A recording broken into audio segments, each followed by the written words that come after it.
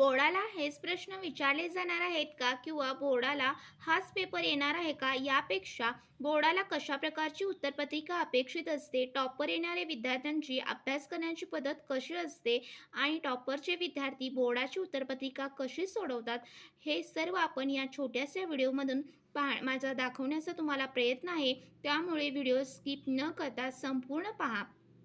तर नमस्कार विद्यार्थी मित्रांनो, ॲज सपोर्ट चॅनलमध्ये तुमचे स्वागत आहे. दिनांक 16 मार्च 2026 रोजी होणारा इयत्ता 10वीचा इतिहास व राज्यशास्त्राचा पेपर जर तुम्ही असा लिहिला तर तुम्ही नक्कीच यामध्ये 40 पैकी 40 मार्क्स हे घेऊन जाल. तर सर्वप्रथम पाहू शकता मित्रांनो, जो तुमचा प्रश्न क्रमांक पहिला असणार आहे तो एकूण 3 मार्क्ससाठी असणार आहे, ज्यामध्ये तुम्हाला दिलेल्या पर्यायांपैकी योग्य पर्याय निवडून विधाने पूर्ण करा हा प्रश्न विचारण्यात येतो. तर पहिला जो आहे तो पहा, तुम्हाला व्यवस्थित अगदी तो प्रश्न जसा दिला आहे तसं लिहायचं आहे. जगातील सर्वात प्राचीन संग्रहालय या शहराचे उत्खनन करताना सापडले आणि त्यामध्ये 4 पर्याय देणार आहेत. त्या 4 पर्यायांपैकी एक योग्य असा पर्याय तुम्हाला त्याचं ऑप्शन आणि त्याचं उत्तर असं लिहायचं आहे. फक्त तुम्ही ऑप्शन लिहिला आणि उत्तर नाही लिहिला तर तुम्हाला ते 0 मार्क्स हे मिळणार आहेत. त्यामुळे इथे काय उत्तर येणार आहे तर क ऑप्शन ऊर या ठिकाणी काय सापडलेलं आहे तर जगातील सर्वात प्राचीन संग्रहालय या ऊर या शहराचे उत्खनन करताना सापडले. तसेच दुसरा जो असणार आहे तो देखील 1 मार्क्ससाठी असणार आहे. महाराष्ट्र राज्याचे पहिले मुख्यमंत्री तर यशवंतराव चव्हाण हे होते.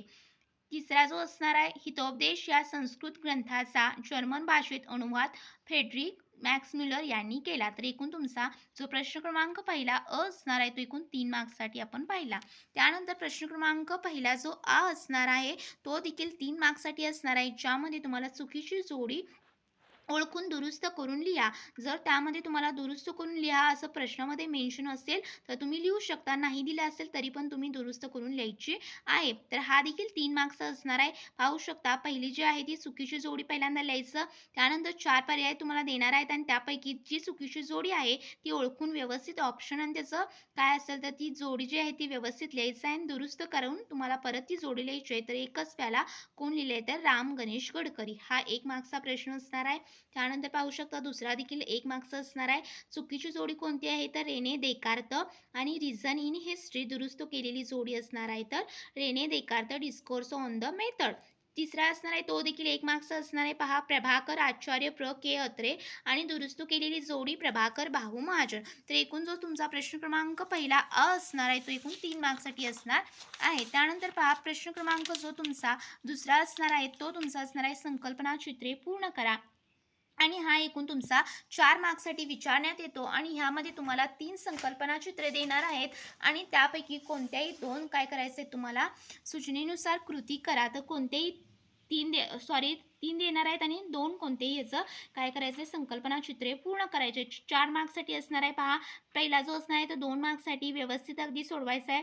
पेननं जरी सोडवलं तरी चालेल किंवा पेन्सिलने जरी या कृती जर काढल्या तरी चालतील. भारतातील ग्रंथालय हे शहरे तर शहरे कोणकोणते आहेत कोलकाता. जशी तुम्हाला कृती दिलेली आहे तशी पुन्हा एकदा काढायची आणि जे तुम्हाला त्यामध्ये ब्लँक दिलेलं आहे तिथे फक्त जस्ट ते उत्तर लिहून तिथं अंडरलाईन करायचे आहे. तर ग्रंथालयाचे नाव काय नाही तर नॅशनल लायब्ररी आणि दिल्लीमधले कुठल्याही तर ग्रंथालयाचे नाव Nehru memorial museum and library. हैदराबादमधलं स्टेट सेंट्रल लायब्ररी आणि मुंबईमधील लायब्ररी ऑफ एशियाटिक सोसायटी. तर एकूण हा जो असणार आहे तो 4 लिहायचे पहा आणि 2 मार्क्ससाठी हा प्रश्न विचारण्यात आलेला आहे. हे सगळं बाकीचं दिलेलं आहे आणि फक्त हे ब्लँक दिलेलं आहे आणि त्याचं उत्तर तुम्हाला व्यवस्थित अगदी लिहायचं आहे. त्यानंतर दुसरी पहा सूचनेनुसार कृती करा. हा देखील 2 मार्क्स असणार आहे. खूप सोपा असणार आहे. यामध्ये तुम्ही आकृत्यांचं जसं दिलेलं आहे तसंच काढायचं आहे. जर इथं तुम्हाला सर्कल काढायला दिलं असेल तर सर्कलच काढायचं आहे. जर तिथे तुम्ही चौकोन काढला तर तुमचे मार्क्स हे जाणार आहेत हातातून. त्यामुळे व्यवस्थित अगदी त्याचं जसं दिलेलं आहे तसं काढायचं आहे. हा देखील 2 मार्क्ससाठी असणार आहे. त्यानंतर पहा प्रश्न क्रमांक दुसरा असणार आहे तो 4 मार्क्ससाठी असणार आहे आणि थोडक्यात टिपा लिहा असणार आहे. एकूण 3 देणार आहेत आणि त्यापैकी 2 तुम्हाला काय करायचं आहे तर टिपा किंवा संकल्पना स्पष्ट करायच्या आहेत. तर इथं उपयोजित इतिहासाचं 4 पॉईंट्सच्या आधारे लिहिलेलं आहे आणि तुम्ही असंच परीक्षेमध्ये लिहायचं आहे. पॉईंट्सचा यूज करून अजिबात इथे काय करायचं नाही तर पॅरेग्राफ्सचा वापर करून तुम्हाला उत्तर हे लिहायचं नाही. पॉईंट्सचा जर पॉईंट वाईज जर उत्तर लिहिला तर तुम्हाला इथे पैकीच्या पैकी मार्क्स हे सहज मिळणार आहेत. टिपा लिहा एकूण 4 मार्क्ससाठी आहेत, 2 सोडवायचे आहेत. पाहू शकता कशा प्रकारे सोडवलेलं आहे आणि तुम्हाला बोर्डाच्या परीक्षेत देखील अशाच प्रकारे उत्तरे लिहायची लिहायची आहेत. तर त्याचं काय करायचं, हेडिंग लिहायला विसरायचे नाही. त्यांचे पॉईंट्स वाईज मुद्दे हे लिहायचे आहेत. तुम्ही किती जरी अभ्यास केला असला, परंतु जर तुम्ही व्यवस्थित हा जर फॉर्मॅट फॉलो नाही केला तर तुम्हाला देखील 40 पैकी कमीच मार्क्स मिळू शकतात. त्यामुळे हा जर तुम्ही व्हिडिओ पूर्ण पाहिला तर 40 पैकी 40 मार्क्स हा देऊन जाणारा व्हिडिओ आहे. त्यानंतर पहा, प्रश्न क्रमांक आपण दुसरा आ देखील पाहिला, जो एकूण 4 मार्क्ससाठी होता. आणि आता आपण प्रश्न क्रमांक तिसरा पाहणार आहोत, जो एकूण 4 मार्क्ससाठी असणार आहे. त्यामध्ये दिलेले विधानं सकारण स्पष्ट करा. तर एकूण तुम्हाला 4 विधानं देणार आहेत आणि कोणत्याही 2 विधानांचं काय करायचं आहे, तर सकारण स्पष्ट करायचं आहे. तर इथं पाहू शकता, मायकल फुको यांच्या लेखन पद्धतीला ज्ञानाचे पुरातत्व असे का म्हटले आहे. तर याचं उत्तर तुम्ही व्यवस्थित अगदी 4 मुद्द्यांच्या आधारे व्यवस्थित लिहायचं आहे. ते देखील 2 मार्क्ससाठी असणार आहे. दुसरा असणार आहे तो देखील 2 मार्क्ससाठी असणार आहे. यामध्ये पाहू शकता प्रश्न काय विचारलेला आहे, तर बखर हा ऐतिहासिक साहित्यातील महत्त्वाचा प्रकार आहे. हे विधान सकारण स्पष्ट करा. तर याचे उत्तर व्यवस्थित अगदी वर लिहिलेलं आहे, तसंच तुम्ही परीक्षेमध्ये लिहायचं आहे. तर एकूण जो तिसरा प्रश्न होता तो एकूण 4 मार्क्ससाठी आपण पाहिलेला आहे. त्यानंतर प्रश्न क्रमांक चौथा असणार आहे, तो तुम्हाला काय असणार आहे, तर उतार्याचे वाचन करून त्याखालील प्रश्नांची उत्तरे लिहा. एकूण 4 मार्क्ससाठी हा प्रश्न असणार आहे. तर तुम्हाला एका वाक्यात उत्तरे लिहा. जो उतारा देणार आहे त्यातीलच तुम्हाला उत्तर शोधून लिहायचं आहे. पाहू शकता, उतारा व्यवस्थित वाचायचा आणि त्यामध्येच त्याचे उत्तर असणार आहे. फक्त तुम्हाला तिथे शोधून लिहायचं आहे. आणि हा देखील प्रश्न खूप सोपा असणार आहे, त्यामुळे कोणी हा प्रश्न स्किप करू नका. त्यानंतर पहा, प्रश्न क्रमांक जो तुमचा 5वा असणार आहे, तो तुमचा असणार आहे की पुढील प्रश्नांची सविस्तर उत्तरे लिहा. एकूण तुम्हाला किती देणार आहेत, तर ह्यामध्ये 4 देणार आहेत आणि त्यातील 2 काय करायचे आहेत, तर प्रश्नांची सविस्तर उत्तर लिहायची आहेत. तर यामध्ये तुम्हाला एकूण 6 मार्क्ससाठी हा प्रश्न असल्यामुळे 2 प्रश्न सोडवायचे आहेत. 3-3 मार्क्ससाठी स्त्रीवादी इतिहास लेखन. तर याची एकूण 6 पॉईंट्सच्या आधारे तुम्ही व्यवस्थित अगदी स्त्रीवादी इतिहास लेखनाची जी संकल्पना आहे ती व्यवस्थित अगदी सविस्तर शब्दात तुम्हाला लिहायची आहे. त्यानंतर पाहू शकता, विविध कला क्षेत्रात व्यवसायाच्या पुढील कोणत्या संधी उपलब्ध आहे. या देखील प्रश्नाचे सविस्तर उत्तर इथे लिहिलेलं आहे.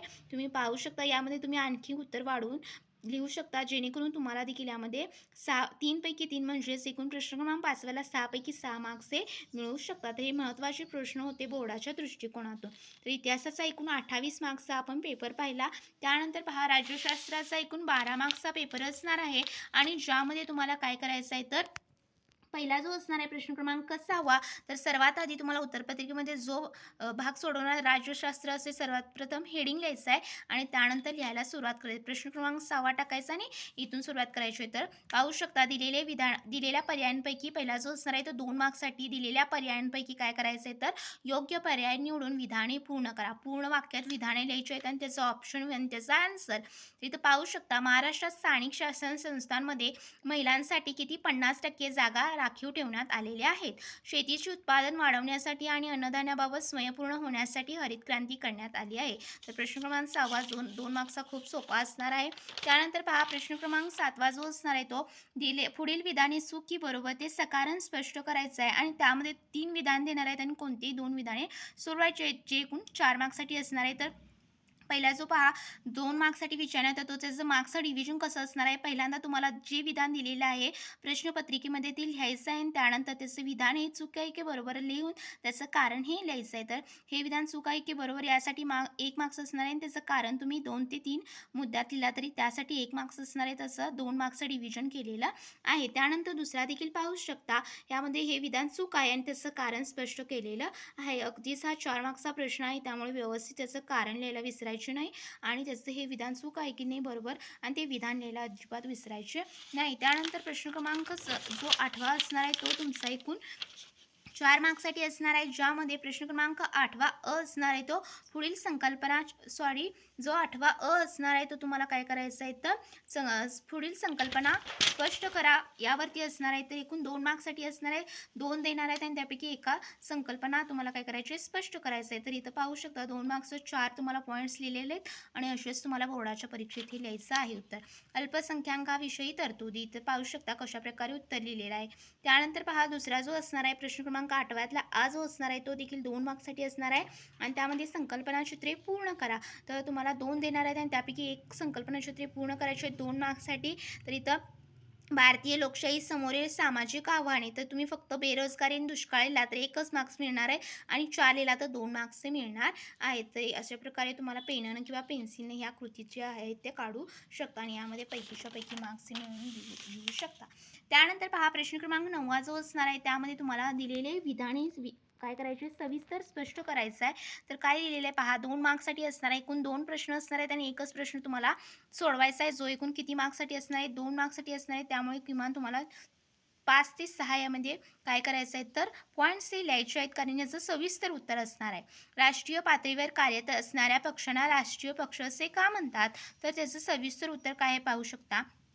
राष्ट्रीय पक्ष म्हणून मान्यता मिळवण्यासाठी निवडणूक आयोगाने पुढील निकष ठरवले आहेत. किमान 4 राज्यांमध्ये शेवटच्या लोकसभा निवडणुकीत किंवा विधानसभेच्या निवडणुकीत किमान 60% मते मिळणे आवश्यक किंवा किमान 4 सभासद लोकसभेत निवडून येणे आवश्यक आहे किंवा आधीच्या लोकसभेच्या निवडणुकीत किमान 3 राज्यांमध्ये मिळून लोकसभेच्या एकूण जागांपैकी 2% जागा निवडून येणे आवश्यक आहे किंवा किमान 4 राज्यांमध्ये राज्य पातळीवरील पक्ष म्हणून मान्यता मिळणे आवश्यक आहे. तर असं तुम्हाला काय करायचं आहे तर सविस्तर त्याचं स्पष्टीकरण लिहायचं आहे, ज्यासाठी 2 मार्क्स असणार आहेत प्रश्न क्रमांक 9 साठी. तर आपण एकूण जो तुमचा इतिहास आणि राज्यशास्त्र विषयाचा 16 मार्च 2026 रोजी होणारा पेपर होता, एकूण 40 मार्क्सचा, त्यामध्ये कोणते बोर्डामध्ये प्रश्न विचारले जाणार आहेत आणि त्याचं उत्तर तुम्ही कसं लिहायचं हे पाहिलं. व्हिडिओ आवडल्यास नक्की लाईक करा.